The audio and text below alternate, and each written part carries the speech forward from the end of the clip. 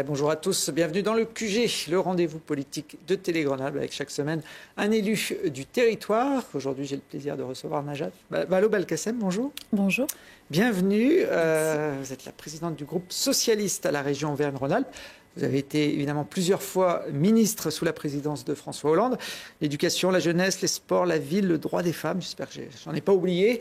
Également porte-parole du gouvernement à cette époque-là. Vous aviez une trentaine d'années.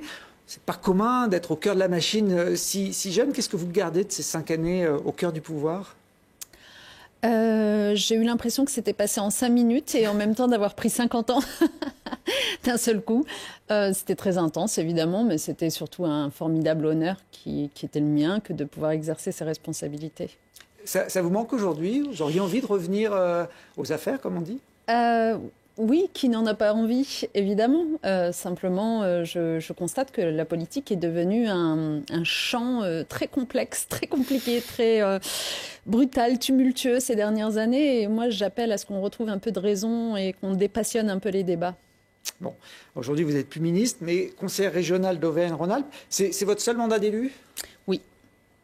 Je crois que ça avait été le premier de votre carrière aussi en 2004, quand vous aviez Absolument, démarré la politique. j'avais commencé par celui-là, mais c'était à l'époque Rhône-Alpes et c'est aujourd'hui Auvergne-Rhône-Alpes. Mais oui, je préside le groupe socialiste, écologiste et démocrate à la région, donc dans l'opposition de Laurent Wauquiez et de Fabrice Pannekoek. Oui, à l'époque, en 2004, c'était Jacques Ayran qui était à la tête et vous faisiez partie cette fois de la majorité. En tant qu'ancienne ministre de l'Éducation nationale, j'imagine que vous gardez une attention particulière sur ces sujets. Vous avez animé juste après l'enregistrement de cette émission une conférence à l'invitation de la métropole de Grenoble sur les discriminations à l'école. Ça fait écho à un livre que vous avez publié l'an dernier, dans lequel vous dénoncez les établissements ghettos et la ségrégation scolaire. Ce sont des mots assez forts. Oui, le terme qu'on emploie plus exactement, c'est séparatisme, dans ce livre qu'on a co-signé en effet avec le sociologue, le chercheur François Dubé. Ce sont des mots forts parce que c'est une réalité qui est absolument frappante et terrible, qui est sous nos yeux, dans laquelle on a une espèce d'entre-soi du haut de certains établissements qui fabriquent du ghetto, du bas, dans certains autres établissements. Et donc de plus en plus des établissements de pauvres et des établissements de riches. On ne peut pas jeter la pierre aux parents qui font le choix de mettre leurs enfants dans tel ou tel établissement en contournant la règle ou en choisissant de priver. Parce que les règles, aujourd'hui, le cadre est extrêmement chaotique et que finalement, chaque parent cherche le mieux pour son enfant. Mais la question qu'on pose dans ce livre, c'est que font les pouvoirs publics pour faire en sorte d'abord que dans tous les établissements, il y ait d'égales chances de réussite, c'est le premier sujet, ce qui n'est pas le cas aujourd'hui, et surtout que les élèves se mélangent vraiment, parce que à ne pas se mélanger, on perd énormément individuellement, mais aussi pour la société. À ne pas se mélanger, on est en train de construire des générations d'enfants aujourd'hui qui seront des adultes demain, qui se regarderont avec une ignorance les uns des autres, une hostilité même les uns à l'égard des autres. À ne pas se mélanger, on ne permet pas à notre société d'être une société de cohésion où on est capable de vivre ensemble. En fait, je pense qu'on n'est pas capable de vivre ensemble quand on n'a pas grandi ensemble. Donc c'est tout cela qu'on évoque dans ce livre et parce que c'est pas du tout un pamphlet, ce livre, c'est un livre très concret, très pratique. On repart d'une expérimentation que j'avais lancée quand j'étais ministre de l'Éducation nationale en 2015, où j'avais dit on va essayer de résoudre cette absence de mixité des élèves en partant des territoires, en laissant la possibilité à chaque territoire d'adopter la solution parmi un panel qu'on leur proposait qui convient le mieux. Parfois, ça peut être de fermer un collège pour répartir les élèves dans d'autres collèges du centre-ville. Parfois, ça peut être de mélanger 2 collèges qui n'ont rien à voir les uns avec les autres et de faire vivre leurs élèves ensemble, etc. Et on a fait ces expérimentations dans 80 territoires différents. Et en fait, elles ont été évaluées à ma demande à l'époque pendant 7 ans par une équipe de chercheurs qui a rendu ses conclusions sur cette cohorte d'élèves suivis en 2022, donc des années plus tard. Et les résultats sont assez fabuleux. Lorsque vous organisez cette mixité-là, non seulement les résultats scolaires, académiques, les notes sont à la hausse pour tous les élèves, et ça c'est quand même très intéressant à regarder. Dans certains endroits, on a eu plus 20 points dans l'obtention du brevet, par exemple. Mais en plus, le climat scolaire est vraiment amélioré grâce à cela. Beaucoup moins d'exclusion d'élèves, beaucoup moins de cas d'indiscipline. Et puis enfin, c'est des compétences psychosociales, comme on dit dans notre jargon, en plus pour les élèves qui, en se mélangeant, apprennent à coopérer les uns avec les autres, à trouver mieux leur place dans la société, à avoir plus confiance en eux-mêmes, à être plus solidaires. Bref, ça n'était que du positif, ces évaluations. Et quand elles sont sorties en 2022, moi, je m'attendais à ce que, par définition, ça alimente la conversation publique et qu'on se dise « Ah, pour une fois, on a une solution aux problématiques de l'école ». Et en fait, c'est passé assez inaperçu. Preuve que notre débat public sur l'éducation a un petit problème, c'est qu'on aime bien se focaliser sur des choses assez simplistes et caricaturales, mais quand on rentre dans les détails, ça n'intéresse plus grand monde. Et c'est la raison pour laquelle on a écrit ce livre, c'est pour raconter chacune de ces expériences, les résultats qu'elles ont produits et dire, en fait, c'est faisable. Donc si on s'y prend vraiment, l'État, les collectivités locales, qu'on se mette autour d'une table et qu'on travaille territoire par territoire sur comment on mélange les élèves, c'est faisable. Vous pointez aussi dans le livre les écoles privées qui offrent une alternative aux parents, et vous le dites vous-même, les parents ont envie du meilleur pour leurs enfants, donc peuvent être tentés de les sortir d'un milieu un peu trop compliqué. Qu'est-ce qu'il faudrait faire? Les interdire, mettre des quotas sur ces écoles? Je pense en effet que déjà, il faut sortir les parents de ce tiraillement qui est insupportable. Je suis parent moi-même, je comprends qu'on puisse être tiraillé si on ne vous laisse la possibilité qu'entre être un bon citoyen, c'est-à-dire faire plus en matière de mixité, ou être un bon parent parce que vous constatez que l'intérêt de votre enfant, c'est plutôt de le sortir de la soi-disant masse. Donc il faut sortir les parents de ce tiraillement-là qui est insupportable à vivre.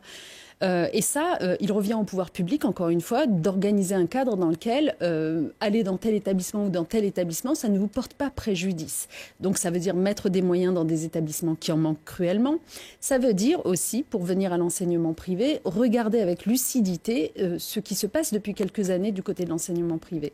Pendant longtemps, l'enseignement privé était un peu complémentaire de l'enseignement public dans notre pays, avec cette fameuse règle, vous savez, des 80%, 20%, 80% d'établissements publics, 20% d'établissements privés. On pouvait, à l'échelle d'une famille, se dire, dans la fratrie, il y a tel enfant à qui l'école publique du coin ne correspond pas pour telle et telle raison, je le mets dans le privé, pourquoi pas ? Sauf que ces dernières années, en fait, l'enseignement privé s'est mis à jouer un peu un rôle de concurrent déloyal de l'enseignement public, en attirant à lui des familles de classe aisée ou moyenne, mais en leur vendant une chose très précise qui est l'entre-soi.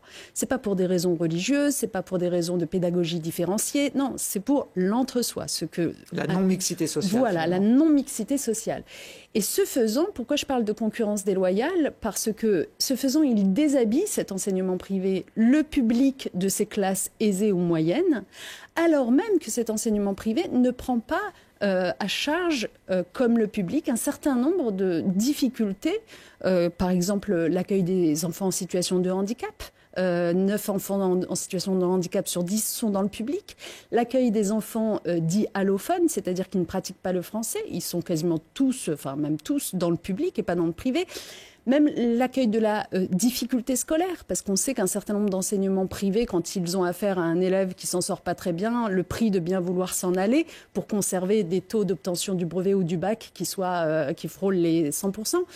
Donc, en fait, c'est pas possible. Du coup, ça veut dire que privé et public ne jouent pas avec les mêmes règles et que ça fait un mal fou à la fois à nos établissements publics qui se retrouvent seuls à gérer toute cette difficulté-là et à notre cohésion nationale puisque on sépare finalement les élèves les uns des autres.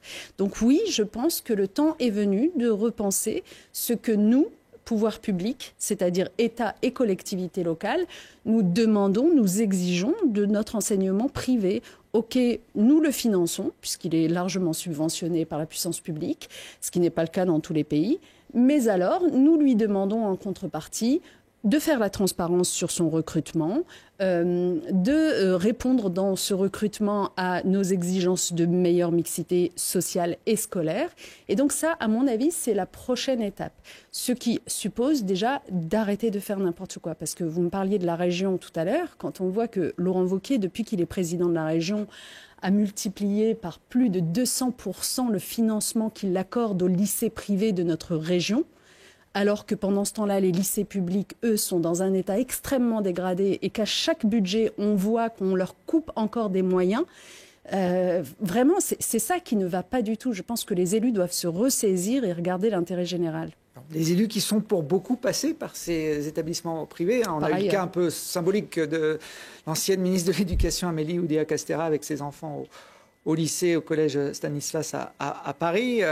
Mais vous savez, cet épisode de Amélie Oudéa-Castéra, il était quand même très, très intéressant. Il était très symptomatique parce qu'elle a eu une forme de naïveté dans sa façon de s'exprimer, sans prendre de gants, etc., mais qui jetait une lumière crue sur une réalité, c'est-à-dire que les personnes dont nous parlons et leurs enfants se sont tellement habitués à grandir et à ne vivre que dans des établissements scolaires d'entre-soi qu'ils finissent par s'auto-persuader que c'est leur propre mérite, que d'avoir ce parcours scolaire-là, ces réussites-là, cet accès aux grandes écoles-là, et que si les autres n'y arrivent pas, c'est de leur faute. En fait, le problème, c'est que ça produit tout cela, ce séparatisme, ça produit du mal, évidemment, du côté de ceux qui sont dans les ghettos tout en bas, mais aussi du mal du côté de ceux qui sont dans l'entre-soi tout en haut, qui sont complètement déconnectés de la société à laquelle ils appartiennent, qui n'arrivent pas à porter de regard lucide sur cette société, sur qui mérite quoi, est-ce que le sens de l'effort, ça suffit pour y arriver, etc. Donc, il faut être sérieux sur ces questions-là. Alors, puisqu'on parle d'égalité à l'école, qu'est-ce que vous pensez de l'expérimentation de l'uniforme qui est testée cette année dans quelques établissements de la région, à l'initiative de Laurent Wauquiez, qui s'était montré très favorable à l'époque à la proposition de Gabriel Attal? Franchement, j'ai l'impression que c'est un sujet tellement pas au niveau des besoins, des attentes, des exigences et des ambitions qu'on devrait avoir pour notre école, que j'ai presque envie de le balayer d'un revers de main. Vous ne pensez pas que ça puisse avoir un sens Mais ça n'a pas de sens. D'abord, juste pour rappel, contrairement à ce que prétendent certains, l'uniforme à l'école n'a jamais existé. À l'école française, je veux dire, il existe dans d'autres territoires, mais à l'école ici métropolitaine française, il n'a jamais existé par le passé. On avait des blouses pour ne pas se tacher, on n'avait pas d'uniforme. Donc, ceux qui vous renvoient à la nostalgie d'un passé idéalisé, déjà, je ne comprends pas qu'ils prennent 2 secondes pour lire une histoire de l'école, si ça les intéresse. Deuxièmement, pourquoi l'uniforme? L'idée, c'est de dire, comme ça, les élèves ne compareront pas leur tenue et ils auront une égalité de façade. Enfin, égalité de façade, précisément. Si vous voulez vraiment faire l'égalité entre les élèves, travaillez justement sur la question de l'accès à la réussite, des moyens qu'on met pour aider ceux qui sont le plus en difficulté sociale ou scolaire. Et c'est beaucoup plus exigeant, évidemment. Donc, en fait, tout ça, c'est des fausses solutions. Si vous voulez, c'est un peu... Vous savez à quoi ça me fait penser? Ça me fait penser au service national universel, le fameux SNU, qui s'apprêtait à coûter quand même 5 milliards d'euros. Voilà, si le gouvernement avait continué dans sa folie en la matière. Et qui a été d'ailleurs annulé très récemment. C'est passé complètement sous les radars. Donc en fait, on a mis toute cette énergie depuis des années à financer quelque chose qui, là encore, vendait du rêve en disant « Mais si, comme ça, on va mélanger les élèves pendant 15 jours dans le cadre de ce SNU ». Mais si votre objectif, c'est de mélanger les élèves, faites plutôt ce que je vous dis sur des années de scolarité, des années de bancs communs dans les écoles. Si vous ne faites rien sur cette réalité-là, ne croyez pas que c'est en 15 jours que vous allez la rattraper. Alors, au-delà de vos engagements politiques, vous êtes également présidente depuis 2 ans de France Terre d'Asile, qui est une association qui milite pour défendre le droit d'asile. Oui, absolument. Pas seulement pour défendre le droit d'asile.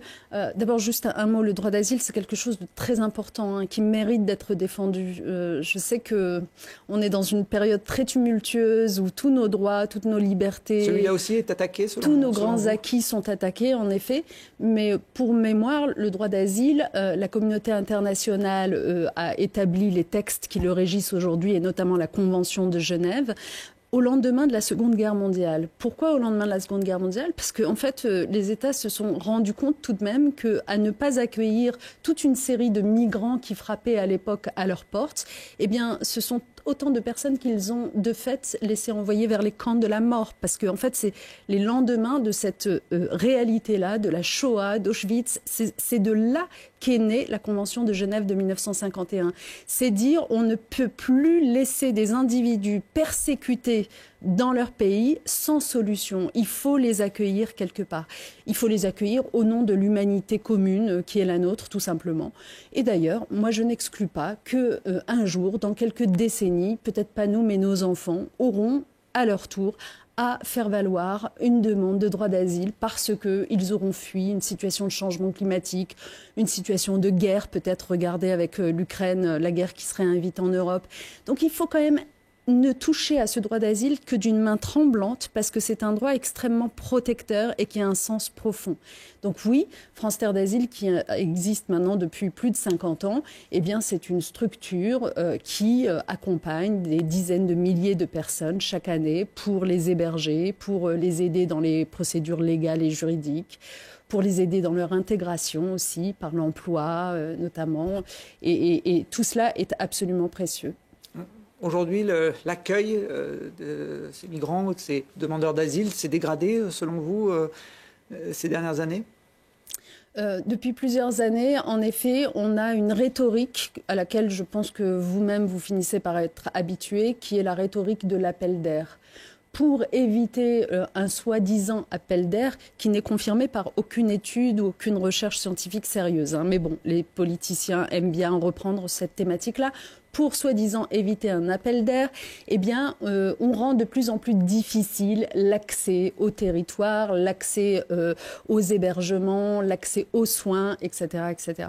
Et ce faisant, en réalité, eh bien, on plonge les individus concernés qui continuent de venir malgré tout. Simplement, ils viennent par des trajets beaucoup plus dangereux, ils se noient beaucoup plus en Méditerranée, ils arrivent dans des situations d'épuisement mental totalement avérées, et y compris qui posent des difficultés à la collectivité. Et puis on les laisse de plus en plus dormir à la rue. Et ça, est-ce que nous, société française, c'est ce dont nous voulons? Est-ce que nous voulons que se créent des poches comme ça de gens qui dorment à la rue parce qu'il n'y a pas suffisamment de places d'hébergement pour eux, qui du coup sont soumis à la fois évidemment au froid, à l'isolement, à la précarité, à la vulnérabilité, mais aussi au trafic de toutes sortes, et donc à l'insécurité, pour eux comme pour nous. Donc la question qui se pose aujourd'hui, c'est dans leur intérêt, mais aussi dans le nôtre, ne vaut-il pas mieux avoir un accueil digne de ces personnes ? Alors justement, cette semaine, avec d'autres associations, une quarantaine, vous avez attaqué l'État en justice pour non-assistance à personnes mal logées. C'est une action symbolique ou ça peut vraiment déboucher sur quelque chose de concret ? Ah non, ça n'a rien de symbolique. C'est très important et je crois qu'il faut prendre la mesure du fait que 40 associations, et pas des moindres, en gros toutes les associations de France qui sont expertes de la question du logement, et quand je dis cela, je parle à la fois de l'hébergement d'urgence, le 115 pour être plus clair, que du logement social. Donc toutes les associations françaises expertes de ces sujets-là vous disent qu'il y a un énorme problème. Ça n'est pas normal qu'aujourd'hui, 6000 personnes au moins dorment à la rue chaque soir. Parce qu'elles ont beau appeler le 115, etc., il n'y a pas de place. Parmi ces 6000 personnes, vous en avez 2000 qui sont des mineurs, qui sont des enfants. Il y a 15 ans de cela, on ne l'aurait pas accepté. On n'aurait pas accepté, il y a 15 ans de cela, de voir sortir une mère qui venait d'accoucher dans une maternité avec son enfant sans solution et se retrouver à la rue. Aujourd'hui, c'est des situations dans lesquelles on se retrouve assez régulièrement. Les associations sont épuisées, les bénévoles sont épuisés de passer autant de coups de fil pour rien. Même chose s'agissant de l'accès au logement social. Le gouvernement, comme vous le savez, depuis 2017, a considérablement réduit la production de logement social.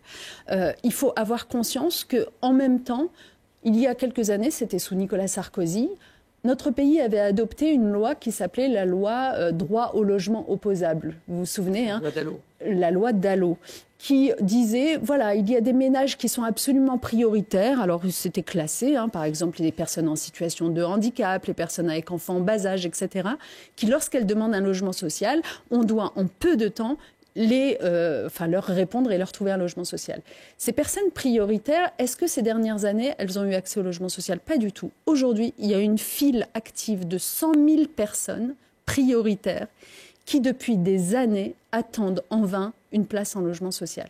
Donc, si vous voulez, tout ça ne va pas du tout et c'est l'ensemble de la chaîne qui est embolisée, qui est saturée et qui ne permet pas même cette fluidité dont on a besoin. Mais qu'est-ce que la justice va vraiment pouvoir faire ne va pas contraindre l'État à changer de politique. Ça, c'est plutôt aux citoyens, au moment des élections, de faire ce choix. C'est une très bonne question. Et vous savez, on a commencé la conversation. Je vous disais, oui, parfois la politique me fatigue un peu en ce moment, la façon dont elle se déroule.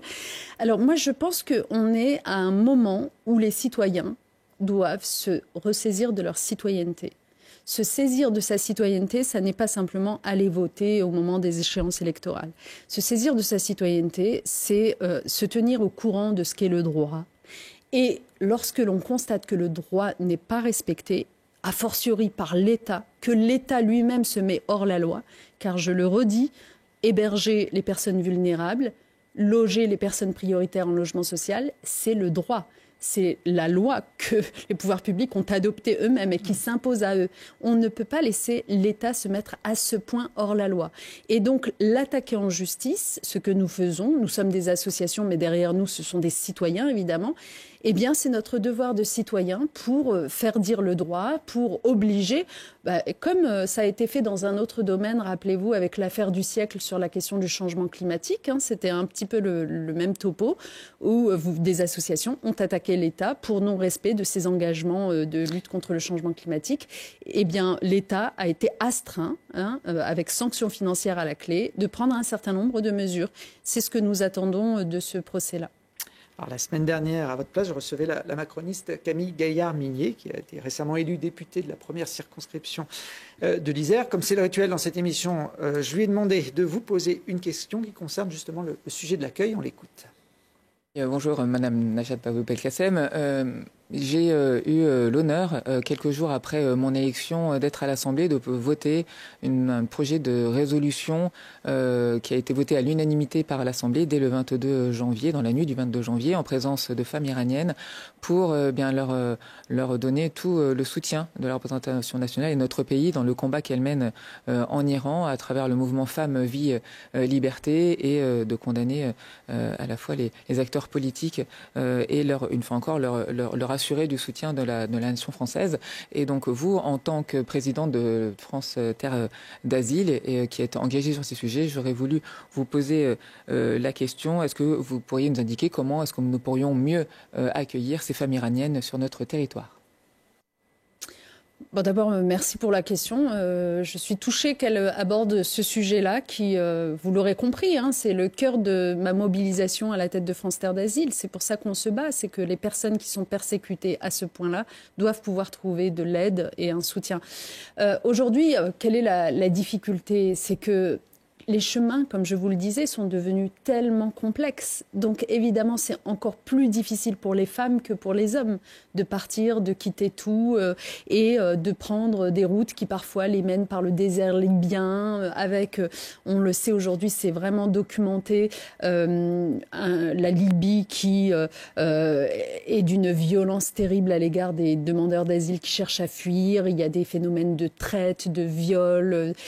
Donc, c'est particulièrement difficile pour les femmes en particulier de prendre ces chemins-là. Ce que je demande, moi, ce que nous demandons à l'Europe et à la France tout singulièrement, c'est de faciliter la vie de ces femmes-là. C'est de faciliter la vie aussi des femmes afghanes, parce que c'est un petit peu le même sujet. C'est-à-dire que quand elles arrivent à se sortir des griffes de ce territoire ou de leur famille, eh bien qu'elles puissent, par exemple, déposer une demande d'asile à distance pour éviter d'avoir à faire ce chemin-là. Mais qu'on les accepte. Aujourd'hui, en fait, c'est au compte-gouttes. C'est pas qu'elles ne le font jamais. Il leur arrive de le faire à distance depuis, quand ça existe encore, une ambassade, un consulat, soit dans le pays, soit dans un pays voisin. Mais le problème, c'est que moi, je l'ai vu avec les femmes afghanes pour lesquelles on s'est beaucoup mobilisé. C'est à peine quelques dizaines d'acceptations qui ont été faites à distance par notre État français à l'égard de ces femmes qui, en Afghanistan, subissent ce que désormais nous appelons carrément un gynécide, c'est-à-dire que c'est le fait même d'appartenir à la catégorie femme qui fait de vous un être persécuté. Et donc, la communauté européenne, internationale, devrait être beaucoup plus à la hauteur. Donc je l'invite à tout simplement plaider elle aussi, cette nouvelle députée, auprès de sa famille politique pour que cette dernière fasse adopter des mesures qui soient plus protectrices et qui facilitent la demande d'asile, contrairement à ce qui est le cas aujourd'hui. Alors, vous l'avez dit, il y a une répression importante en Iran ou en Afghanistan contre les femmes qui ne portent pas le voile. En France, les autorités ont plutôt tendance à vouloir faire disparaître le voile de l'espace public. Bruno Retailleau, le ministre de l'Intérieur, a encore stigmatisé ce symbole religieux ces derniers jours. Est-ce que le port du voile peut être un handicap pour bien s'intégrer en France ? Dans les faits, il y a une focalisation extrêmement importante sur ce port du voile aujourd'hui qui rend la situation très complexe pour un certain nombre de femmes, oui, bien sûr. Moi, je fais partie de ceux qui considèrent que dans les services publics, et notamment dans le service public de l'éducation, il y a des règles de neutralité, de laïcité qui s'appliquent. Et c'est normal que nous ayons ces règles-là. Je crois que c'est des règles de bien vivre ensemble et que nous demandions aux élèves, mais aussi aux agents, évidemment, de ne pas porter de signes ostentatoires, de signes religieux ostentatoires, de laisser tous les attributs de la religion au vestiaire, comme on dit. Il n'en reste pas moins que quand il s'agit d'adultes qui sont dans l'espace public ou qui se mettent à chercher un travail, je pense que cela ne devrait jamais être un critère de discrimination. Et il faut faire très attention à cela. Or, le débat public, évidemment, pousse à, là encore, une espèce de frénésie, une espèce d'explosion des passions qui rend la tâche très difficile pour ces femmes. Et de temps en temps, il faut penser à elles, oui. Alors on a parlé du droit d'asile qui est, selon vous, en danger, attaqué en tout cas. Il y a le droit du sol aussi qui est en débat en ce moment, grâce ou à cause, c'est selon une proposition de loi déposée par Laurent Wauquiez pour durcir son obtention dans le département de Mayotte. Certains reprochent à la gauche d'avoir une vision des fois un peu angélique sur ces questions d'immigration, de ne pas oser aborder les problèmes en face. Qu'est-ce que vous en pensez ? Reprenons le sujet, si vous le voulez bien, dans l'ordre. Donc, on parle de Mayotte. Mayotte qui a été terriblement abîmé par ce cyclone Chido. Le territoire, je veux dire, vous ne le reconnaîtriez pas si vous voyez. On a l'impression d'être sur un territoire qui aurait connu des bombardements, tellement c'est terrible ce qui s'y est passé. Les habitants sont toujours traumatisés, toujours sous le choc. Et moi, ce que je constate, c'est que une bonne partie de la classe politique française n'a comme unique réponse vocale, j'entends, à ce sujet-là, que la question de la migration. Qu'il y ait des sujets avec les Comores, qu'on se dise il y a trop de gens qui viennent des Comores parce que décidément, ils n'ont pas d'accès aux soins là-bas, donc ils viennent en chercher un à Mayotte, etc. Oui, évidemment qu'il y a un sujet, et ce sujet-là, il doit être traité notamment dans le partenariat à mener avec les Comores pour faire en sorte que ces habitants aient des perspectives dans leur propre territoire plutôt que de venir à Mayotte. OK. Mais par contre, que l'on résume toute la problématique de ce terrible cyclone, de toutes les nécessités de reconstruction, de toutes les nécessités de services publics qui n'étaient pas à la hauteur, etc., à Mayotte, au seul sujet des étrangers, je trouve que c'est dramatique, en fait. Moi, je serais mahorais aujourd'hui, j'en aurais gros sur le cœur. Vraiment, je me dirais, je ne suis pas écoutée, en fait. C'est pas vrai. On ne s'intéresse pas à moi. On ne s'intéresse à moi que pour instrumentaliser la question migratoire. On l'a compris, la question migratoire, depuis maintenant plusieurs années, est devenue la façon la plus rapide pour un certain nombre de politiciens qui l'instrumentalisent à longueur de journée de se faire une santé politique, de donner l'impression d'être ferme, de bomber le torse, de dire vous voyez, regardez, moi je vais frapper fort. Et puis, dans ce monde de faux semblants qui est le nôtre, ça s'accompagne en effet de points dans les sondages et puis d'une soudaine crédibilité qui vous permet de vous présenter à la tête de ceci et de cela. Enfin, à un moment donné, j'en appelle à nouveau aux citoyens. Qu'est-ce que nous voulons ? Est-ce que nous voulons simplement que ces politiciens-là se fassent la frite sur notre dos collectif, en fait, ou est-ce que nous attendons d'eux qu'ils résolvent des vrais problèmes ? Aujourd'hui, n'y a-t-il pas suffisamment de réels problèmes à résoudre en France ? On parlera peut-être tout à l'heure du narcotrafic. Ça, pour le coup, c'est un vrai problème. On parlera des services publics qui sont laissés à l'abandon, de l'hôpital, de la santé, de l'école. On en parlait tout à l'heure. Ça, c'est des vrais problèmes. On parlera y compris d'une violence qui se manifeste chez les plus jeunes et qui nous a conduit à tant de drames ces derniers temps. Bon, est-ce que vous n'avez pas envie que vos hommes et femmes politiques se concentrent sur ces sujets-là plutôt que de simplement se faire plaisir et en effet se faire gagner des points dans les sondages en semblant ferme sur un sujet, la migration. Enfin, le droit du sol, aujourd'hui, il est déjà conditionné par 5 ans de présence sur le territoire. Il ne faut pas croire que c'est comme ça. Le droit du sol dont on parle, qui permet d'obtenir la nationalité pour les enfants présents depuis plus de 5 ans sur le territoire français, c'est 30 000 personnes par an. Enfin, de quoi parle-t-on ? De quoi parle-t-on ? Donc, voilà, je pense qu'il faut redevenir un peu sérieux. Bon, le droit du sol, c'est un débat, une question qu'il faut poser. Il faut traiter la question des flux migratoires.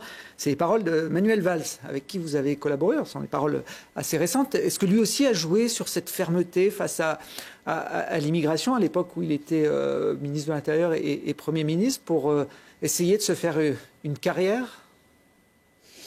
Je ne sais pas. Certains lui ont fait ce reproche, oui, notamment à gauche. Mais ils lui ont fait ce reproche parce qu'il a eu aussi des mots extrêmement maladroits. Il faut se souvenir des Roms, de ce qu'il disait sur les Roms qui n'avaient pas vocation petite minorité, à être intégrés, capable de s'intégrer. Oui. Voilà, dans notre territoire, etc. Moi, je pense que vraiment, comment dire, je sais, vous savez, je suis une femme politique, j'observe la vie politique depuis quand même quelques années. Je sais qu'il y a une facilité à aller dans le sens du vent sur certains sujets. C'est tellement confortable. Je pense qu'il faut résister à cette tentation-là. Quand on se veut homme d'État, femme d'État, je pense qu'à un moment donné, même si l'opinion publique vous semble être portée naturellement sur telle ou telle intuition, vous devez prendre les chiffres, les faits, les réalités, les données, et vous devez travailler avec la science pour cela et répondre à l'opinion publique. Votre intuition, votre biais cognitif, c'est que c'est tel problème qui ne va pas. En fait, la réalité, elle n'est pas là. Et ça n'est pas vous rendre service, citoyen français, que de se contenter de vous conforter dans vos intuitions. Par exemple, tout à l'heure, on parlait de l'école, de l'uniforme, etc. Oui, vous allez avoir une opinion publique qui intuitivement va vous dire oui, je pense que si on revenait au tableau noir et à l'uniforme, ça irait beaucoup mieux. Mais vous avez aussi en même temps des sciences de l'éducation qui vous diront toute la recherche démontre que le vrai sujet de l'école, c'est par exemple les inégalités que j'évoquais tout à l'heure, c'est les nouvelles pédagogies dont on a besoin parce qu'on a affaire à des enfants qui raisonnent autrement et que pour pouvoir leur parler et être entendus d'eux, les professeurs doivent être formés. Vous voyez, des sujets un peu plus complexes.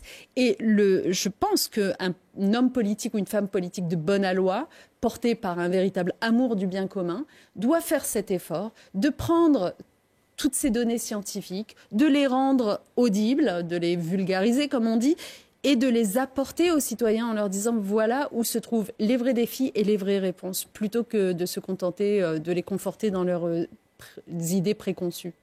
Manuel Valls, qui a intégré le gouvernement de François Bayrou.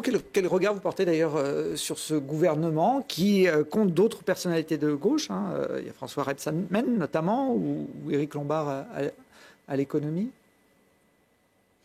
Je pense que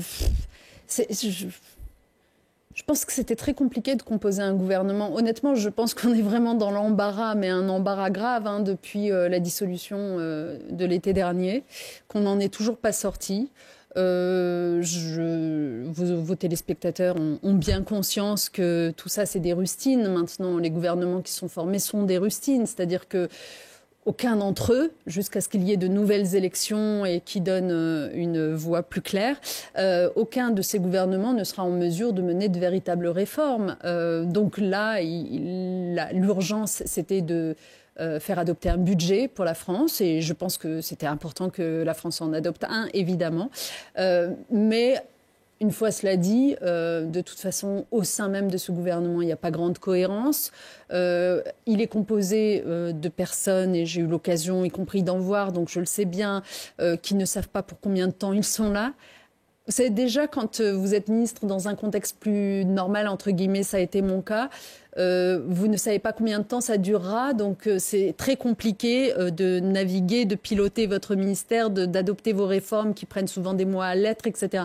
Mais quand, en plus, vous êtes dans cette situation-là où potentiellement ça dure 15 jours, plus personne ne va rien faire, donc c'est très dommageable.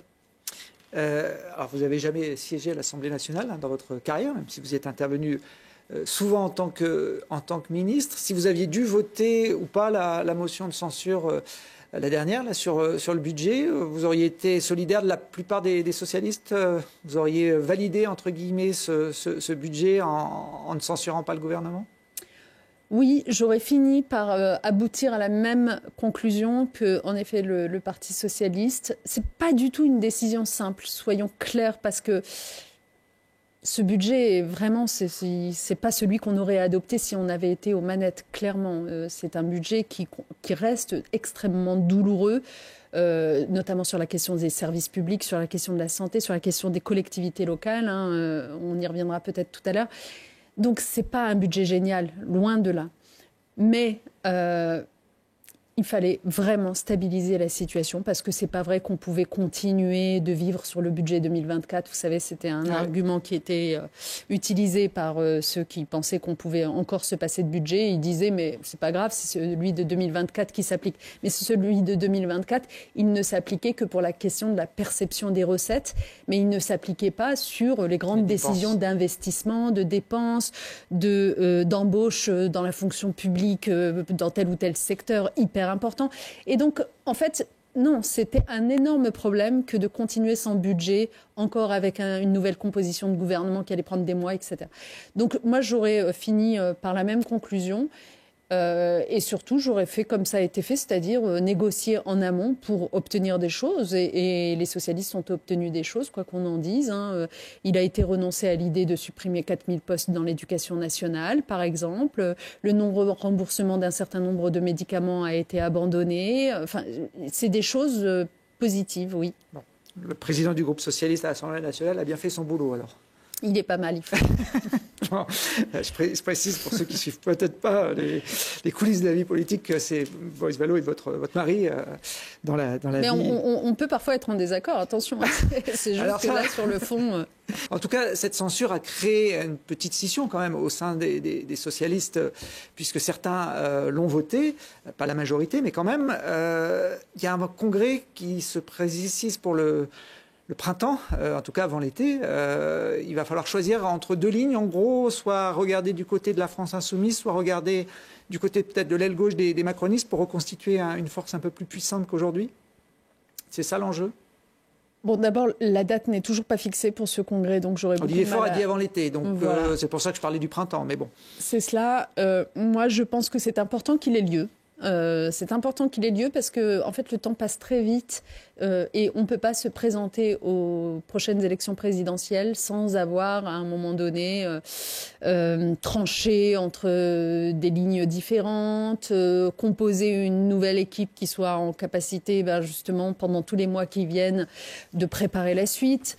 Et en termes de calendrier, c'est très important que ce congrès ait lieu en effet avant l'été parce qu'il ne faudrait pas qu'il vienne percuter la campagne des élections municipales qui arrivent l'année prochaine. Et on sait que ça rend les choses très difficiles d'avoir des débats qui parfois peuvent être houleux pour des élus municipaux ou des candidats aux municipales qui sont en pleine campagne en même temps. Donc voilà, il faut le faire. La question qui se pose aujourd'hui à la gauche de manière générale, et moi je continue de penser qu'on aura du mal de toute façon à avoir des résultats électoraux à la hauteur si on n'est pas unis le plus largement possible. Jusqu'où va notre unité à gauche? C'est une question qui peut se poser, mais en tout cas le plus largement possible, c'est ce que j'appelle de mes voeux.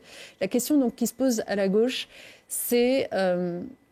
que notamment du fait de la dissolution, elle est prise dans une espèce de tumulte depuis plusieurs mois où, comme vous l'avez résumé, la question tous les jours, c'est est-ce qu'on censure pas, etc.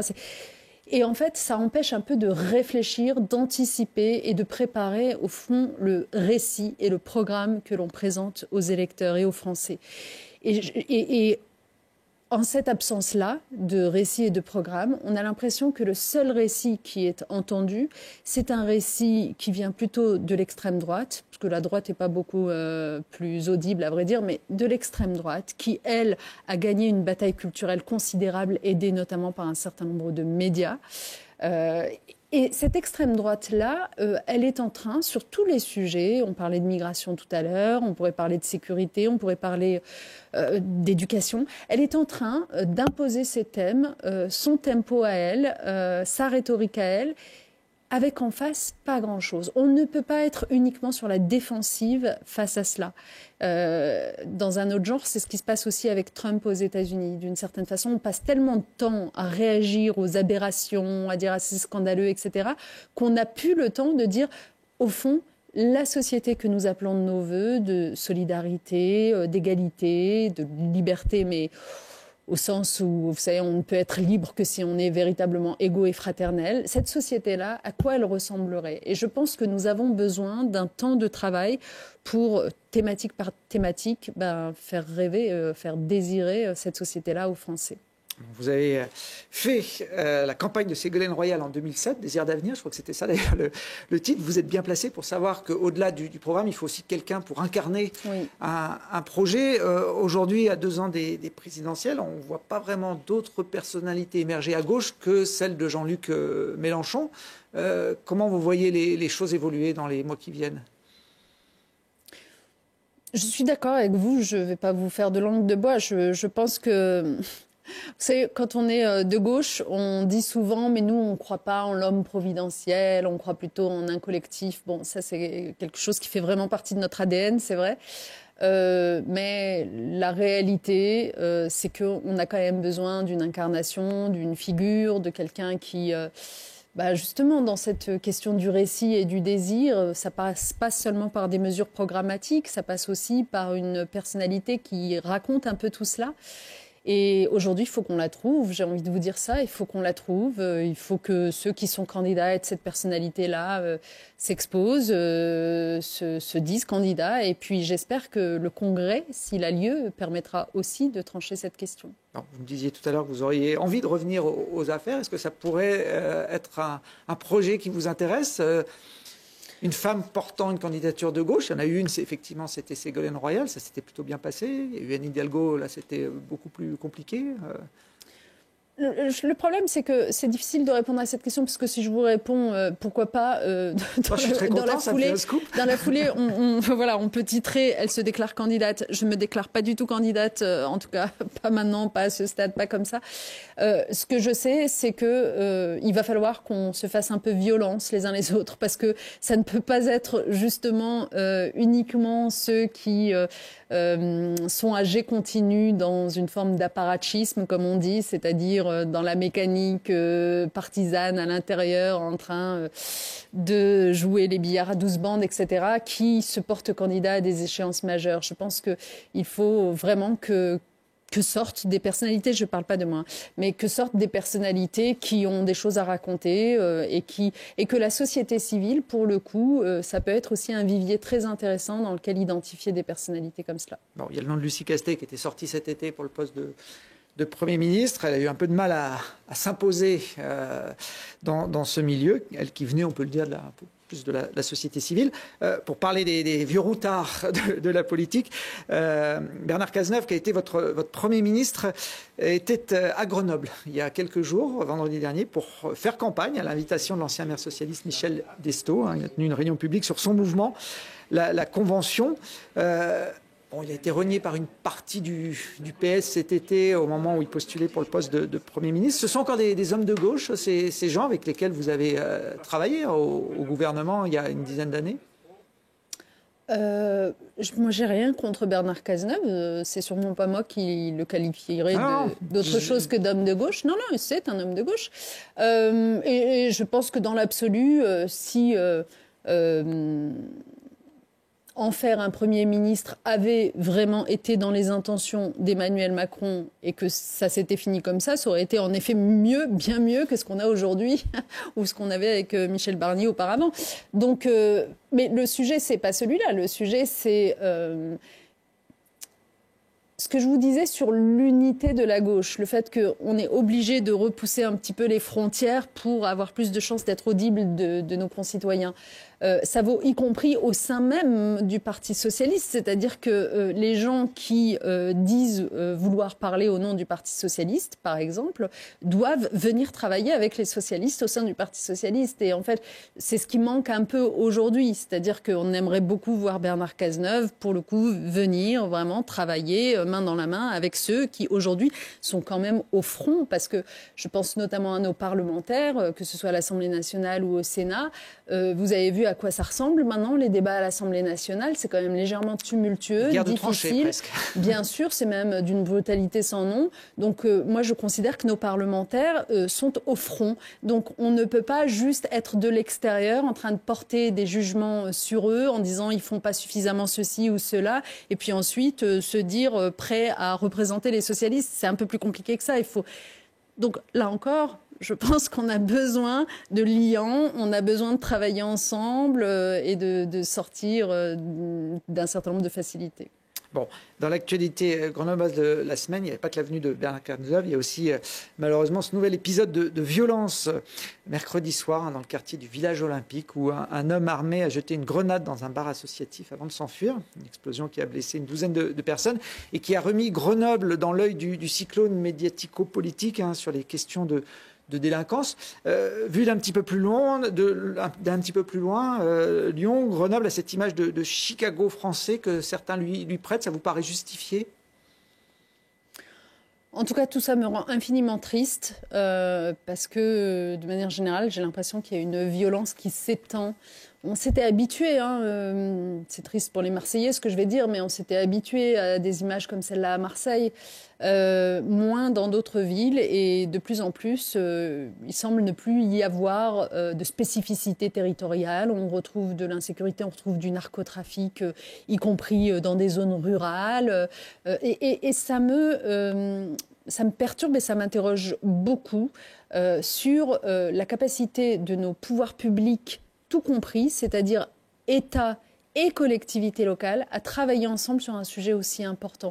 J'ai l'impression que chacun tire dans son coin en fonction des instrumentalisations des uns et des autres, du fait que ça sert une rhétorique et un discours.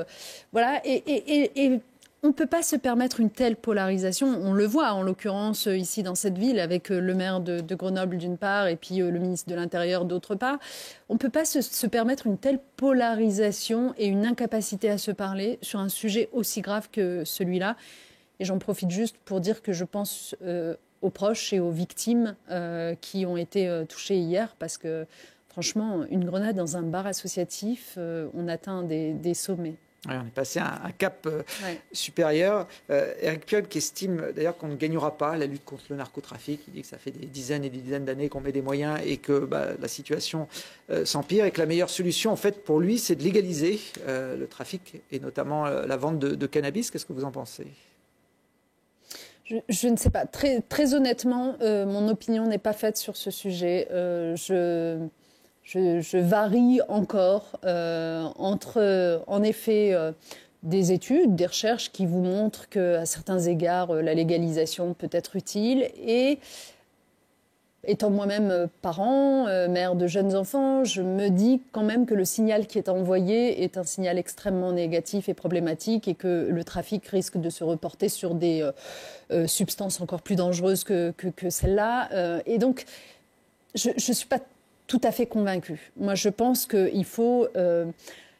Alors, ça va vous surprendre, mais d'abord, je pense qu'il faut mettre le paquet en matière de sécurité. Enfin, c'est pas ça qui va vous surprendre. J'espère que ça ne vous surprend pas que j'appelle à plus de sécurité, parce que contrairement à ce qu'on raconte souvent sur la gauche n'est pas laxiste. Moi, je suis pour la sécurité, et je rappelle régulièrement que c'est sous le mandat de Nicolas Sarkozy, homme de droite, qu'on a le plus supprimé de postes d'officiers de police en particulier, ou de gendarmerie, et pas sous le nôtre.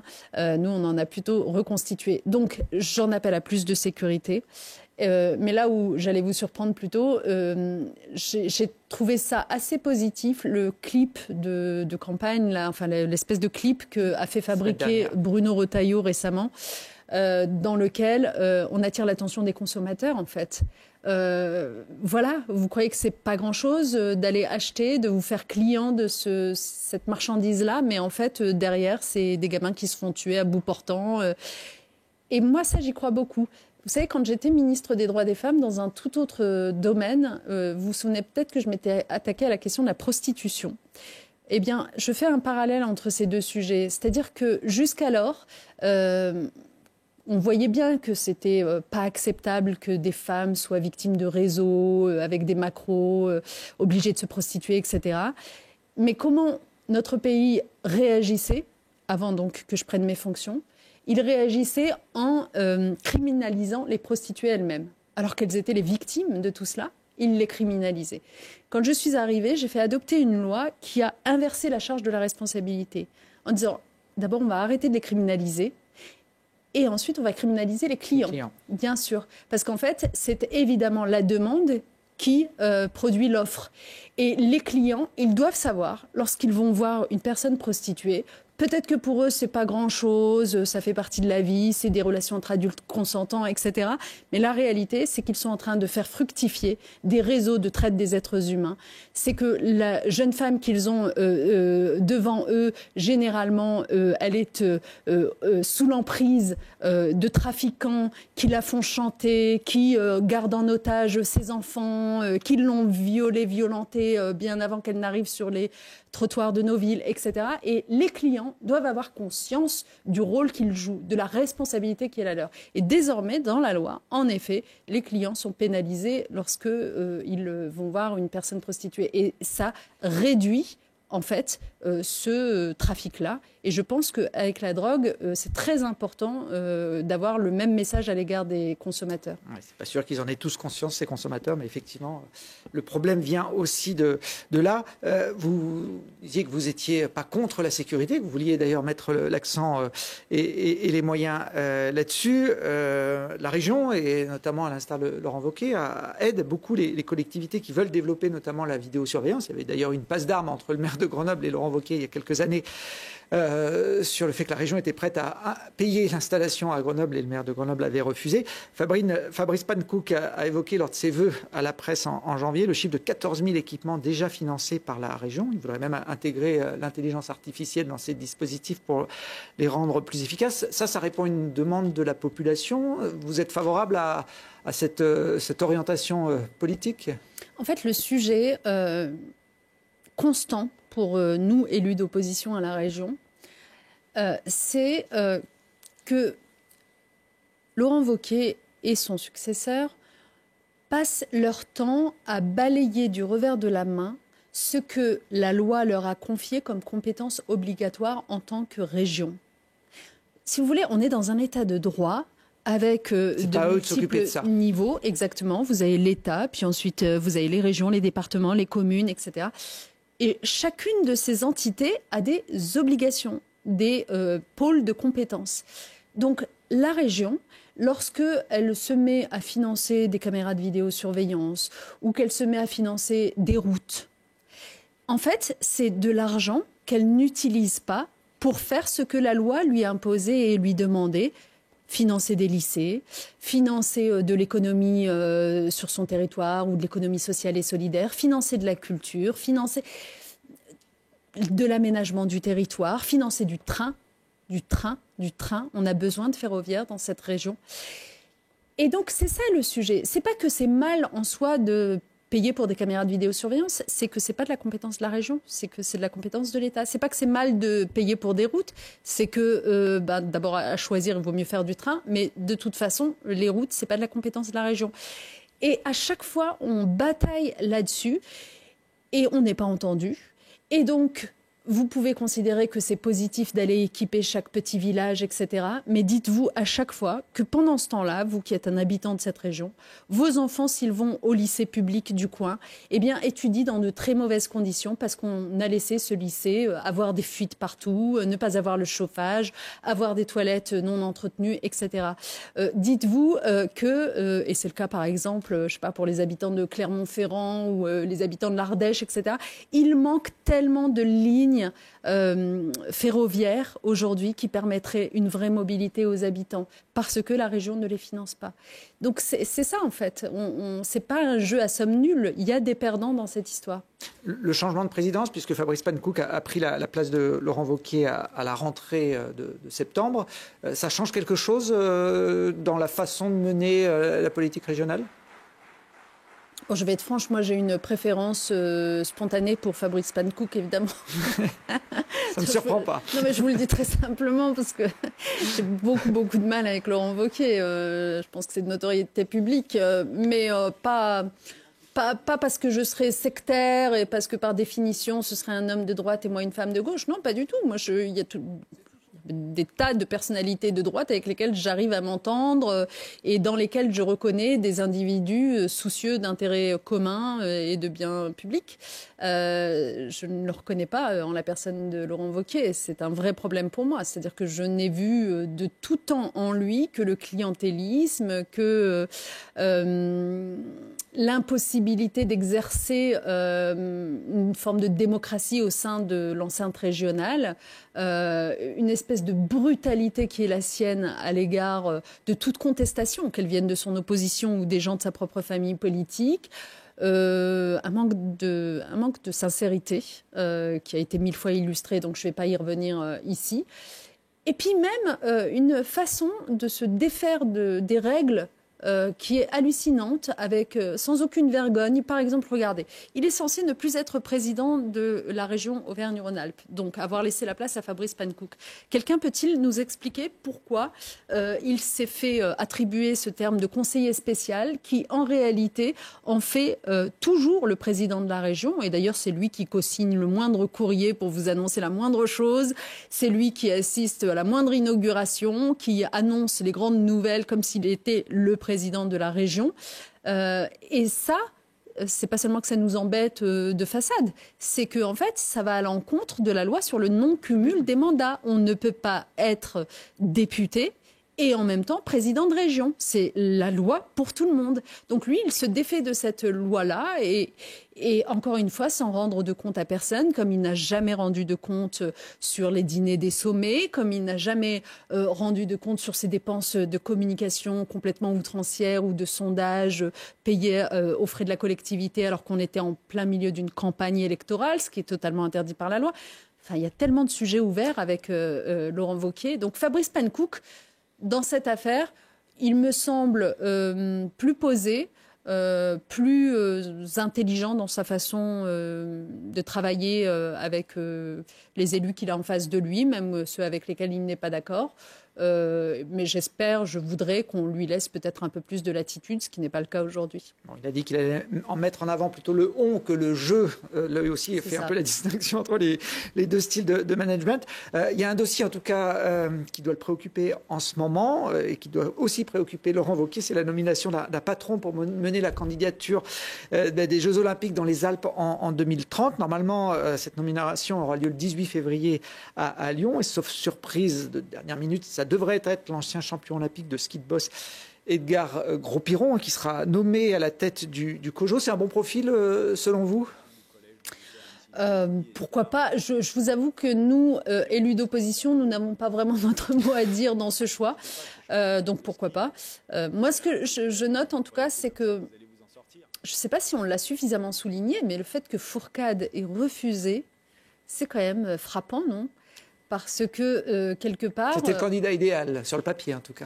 Oui, mais la raison pour laquelle il a refusé, c'est qu'il n'avait pas suffisamment de garanties sur la façon dont ces Jeux allaient se dérouler. Et en fait, ça rejoint complètement le discours qui est le nôtre. Parce que nous, dans l'absolu... qu'il y ait des Jeux Olympiques qui soient organisés, pourquoi pas ? Ça peut en effet valoriser un territoire, dynamiser un savoir-faire, etc. Très bien. Mais le problème que nous avons avec ces Jeux Olympiques, c'est qu'il n'y a pas la moindre transparence et sur notamment la façon dont ces Jeux vont pas simplement servir les grandes stations, mais aussi les petites et les moyennes stations, aller dans le sens de la transition que doivent opérer ces stations de montagne, qui est absolument indispensable, on le sait aujourd'hui, notamment pour aller vers du 4 saisons. Et puis, même financièrement, si vous voulez, rien n'est anticipé. En fait, le dossier a été complètement bâclé. Et on a très peur de devoir se réveiller avec une gueule de bois dans quelques années quand on se rendra compte que ça n'était pas financé, que ces jeux ne laisseraient aucun héritage vertueux pour notre territoire. Et ça, c'est des questions qu'on pose en permanence à Laurent Wauquiez, à Fabrice Pankouk, et pour lesquelles on n'a pas de réponse. On verra si d'ici 2030 les choses évoluent. Pour finir sur une note peut-être un peu plus légère, j'ai vu dans votre CV que vous aviez été chroniqueuse TV, alors il y a une vingtaine d'années. Alors ça, c'est Stéphane Gemani, qui est un de vos collègues à la région, sur une chaîne locale cousine de Télé Grenoble à Lyon, un TLM. Alors c'est très à la mode en ce moment que des politiques deviennent chroniqueurs. Il y a Roselyne Bachelot sur BFM, et puis Ségolène Royal sur les images qu'on voit aux côtés de Cyril Hanouna. Qu'est-ce que vous avez pensé de cette réorientation un peu surprenante de la part de Ségolène Royal? Difficile pour un adulte. Moi, je ne veux pas être trop sévère parce que je pense que... En fait, je pense qu'on est vraiment entré dans une ère nouvelle, honnêtement, s'agissant de la façon dont on s'adresse aux citoyens et de la chance qu'on se donne d'être entendu par eux ou pas. Et je trouve que... Étrangement, la parole politique a été un petit peu vidée de son essence, justement du fait de la brutalité que j'évoquais tout à l'heure. C'est-à-dire qu'aujourd'hui, les gens, j'ai remarqué, n'écoutent plus que d'une oreille quand ce sont les politiques qui parlent. Et donc, du coup, imaginer d'autres moyens de se faire entendre d'eux avec une forme de pédagogie, d'explication des grands enjeux, etc., ça ne me paraît pas être une mauvaise chose. On ne peut malheureusement pas s'en tenir à, et je le fais souvent, publier des tribunes dans la presse, parce qu'elles sont lues par quelques-uns, mais pas par la grande majorité. Donc il faut aller dans des lieux où on a une chance de se faire entendre par des générations différentes, par des gens qui ne pensent pas forcément comme vous. Donc moi, je suis moins sévère que certains. Après, ce avec quoi je suis sévère, évidemment, c'est plutôt avec la chaîne C8, avec l'émission que vous venez de montrer. Et moi, je me réjouis vraiment que l'Arcom ait fait son travail et que cette chaîne soit amenée à disparaître. Évidemment, enfin, je veux dire, on ne peut pas se laisser non plus, encore une fois, comme citoyen. Il faut être exigeant comme citoyen. On ne peut pas se laisser entraîner dans le fond de la cuvette par ceux qui ont décidé qu'ils allaient tirer la chasse d'eau. Ce n'est pas possible. On n'en peut plus de cette dégradation de l'information devenue de l'entertainment, de la fake news, de la désinformation. Donc on peut dire, on n'a pas envie de ça. On n'a pas envie de chaînes qui se refusent à respecter les règles de bien commun qu'on a tous établies. L'Arcom, pour le coup, a joué enfin, j'allais dire, son rôle de régulateur, dont on pouvait douter ces dernières années. Bon, on n'a pas eu le scoop, mais on a compris que pourquoi pas, peut-être, l'élection présidentielle un jour, ça pourrait vous intéresser. Vous avez un bon profil en tout cas. Avant ça, il y a les élections municipales. À Lyon, vous avez été adjointe au maire il y a quelques années de Lyon. Oui, c'est vrai. J'ai aimé cette période d'ailleurs. C'était il y a quelques temps déjà. Il y a un point commun entre Lyon et Grenoble, c'est les deux villes sont gérées par des écologistes. Hein. Ouais. Qu'est-ce que vous pensez de la gestion de Grégory Doucet à Lyon ?